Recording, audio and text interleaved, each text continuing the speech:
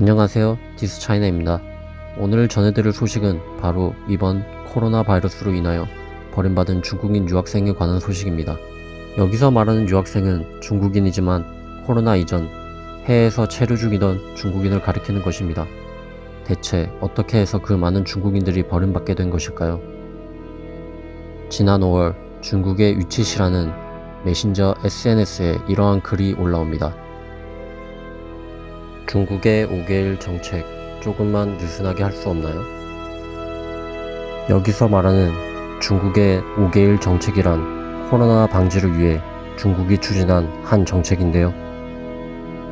여기서 주목할 내용은 중국의 비행기 노선은 한 국가당 하나로 제한하며 일주일에 한 번 운영한다인데요. 이것이 의미하는 것은 그 많은 해외 중국인들의 비행기가 겨우 일주일에 한 번, 그것도 한 국가당 한 노선으로 제한되었다는 얘기입니다. 어찌 보면 코로나가 이렇게 터졌는데 자국민의 안전을 위해 비행기를 제한하는 것은 당연하지 않느냐 라고 할 수도 있지만, 현재 중국의 코로나가 감소된 이후에도 계속해서 이 정책이 유지되고 있다는 것에 문제가 있습니다. 앞서 말했던 글의 내용에도 마찬가지로 바로 이 문제를 지적하고 있는데요.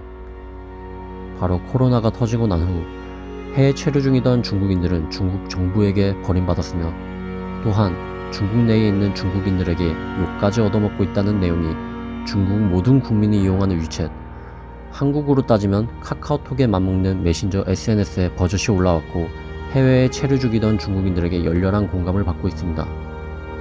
글의 원문과 댓글들을 보면 비행기 값이 무슨 몇백만 원이나 해서 살 수가 없다, 지금 시기에 비행기 티켓을 구할 수 있다면 네가 내 아빠다, 중국 정부에게는 정책으로서 버림받고 같은 동포들에게는 너희가 사는 정부에서 지원을 안 해주니 중국으로 돌아오려는 것 아니냐, 니네 국가로 돌아가라, 우리 국민들을 혼란스럽게 하지 말라, 이런 말까지 듣는다며 해외에 체류 중이라는 이유로 갖은 조롱과 멸시까지 견뎌야 하냐며 호소했습니다.